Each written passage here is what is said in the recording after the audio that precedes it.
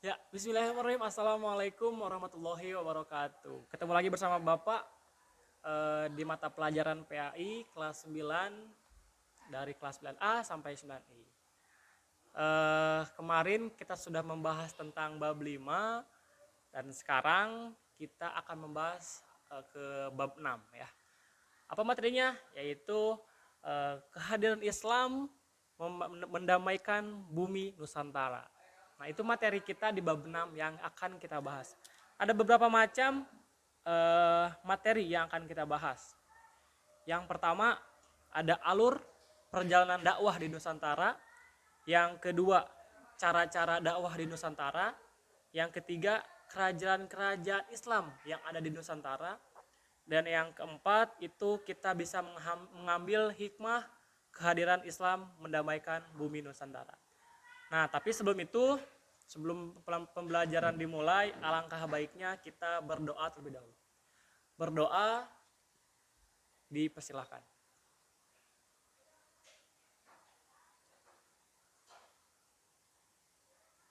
Ya, berdoa dicukupkan. Semoga kita dengan kita berdoa kita bisa memahami pelajaran lebih gampang lagi dan pembelajaran kali ini berjalan dengan lancar. Dan selanjutnya Bapak ingatkan kembali jangan lupa untuk klik link absensi kalian pada pertemuan kali ini. Simak materinya baik-baik dan nanti kita akan bertemu di virtual Zoom untuk membahas materi ini lebih lanjut. Jadi pahami materinya, pahami apa saja yang ingin ditanyakan, apa saja yang belum paham. Nanti kita insya Allah akan mengadakan virtual Zoom atau pertemuan secara virtual via Zoom itu pada hari Senin nanti ya, sesuai dengan jam mata pelajaran PAI itu sendiri. Dan selamat menyimak video pembelajaran pada kali ini. Baik, kita sekarang masuk ke dalam materi tentang kehadiran Islam mendamaikan bumi Nusantara. Tepatnya bab 6 pada pembelajaran kali ini.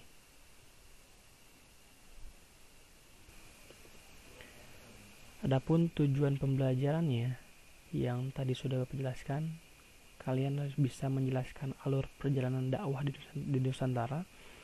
Yang kedua bisa menunjukkan cara-cara dakwah di Nusantara. Yang ketiga bisa menyebutkan kerajaan-kerajaan Islam di Nusantara. Yang keempat bisa mengambil hikmah kehadiran Islam di Nusantara. Dan yang kelima itu meneladani perilaku perjuangan tokoh-tokoh Islam dalam kehidupan sehari-hari. Adapun alur perjalanan dakwah di Nusantara nih. Nah, proses masuknya Islam di Indonesia itu berjalan secara bertahap dan melalui banyak cara. Nah, tetapi menurut para ahli sejarah, teori-teori tentang kedatangan Islam ke Indonesia itu ada 4. Ada teori Mekah, ada teori Gujarat, ada teori Persia, dan ada teori Cina. Silahkan adik-adik baca di buku paketnya. Apa itu teori Mekah, apa itu teori Gujarat, dan apa itu teori Persia, dan apa itu teori Cina. Di sana dijelaskan di buku paket secara lengkap. Nah, adapun cara-cara dakwah di Nusantara. Yang pertama, melewati cara perdagangan. Yang kedua, ada perkawinan. Yang ketiga, melewati pendidikan. Yang keempat, hubungan sosial. Dan terakhir, melewati kesenian. Di sini selanjutnya ada kerajaan-kerajaan Islam di Nusantara. Yang pertama, Kerajaan Samudra Pasai. Yang kedua ada Kerajaan Aceh. Yang ketiga ada Kerajaan Demak. Yang keempat ada Kerajaan Pajang. Yang kelima ada Kerajaan Mataram Islam.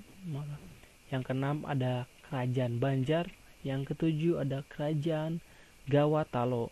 Dan yang kedelapan ada Kerajaan Ternate. Dan yang terakhir ada Kerajaan Tidore. Nah, itu kerajaan-kerajaan Islam yang ada di Nusantara bahasanya. Menurut catatan sejarah Indonesia, Kenapa Bapak jelaskan secara singkat? Karena adik-adik semua itu ditugaskan untuk membaca buku paket ya di bab 6 mengenai pendamaian Indonesia, masuknya eh, Islam di Nusantara. Di sana dijelaskan dari mulai cara-cara penyebaran Islam di Nusantara, terus melewati apa untuk penyebarannya, dan kerajaan-kerajaan yang tadi Bapak sebutkan itu lebih spesifiknya ada di buku paket. Jadi kalian wajib untuk membaca di buku paket. Baik, terima kasih, thank you dari Bapak. Kurang lebihnya mohon dimaafkan. Ya, bagaimana itu tadi materi yang dapat Bapak sampaikan mengenai eh, bab 6 kali ini tentang kehadiran Islam mendamaikan bumi Nusantara. Bapak harapkan kalian dipelajari di rumah, dibuka lagi buku paketnya, dibaca atau didengarkan lagi videonya. Yang nanti kalau misalkan ada yang ingin ditanyakan atau yang belum paham, itu boleh nanti ditanyakan. Ya, mungkin itu saja pertemuan pada kali ini. Bapak minta maaf kurang lebihnya. Apabila kata-kata Bapak kurang dipahami dan dimengerti, Bapak sekali lagi mohon maaf. Cukup sekian. Selalu jaga kesehatan, stay safe terus, dan jangan lupa untuk bahagia. Terima kasih.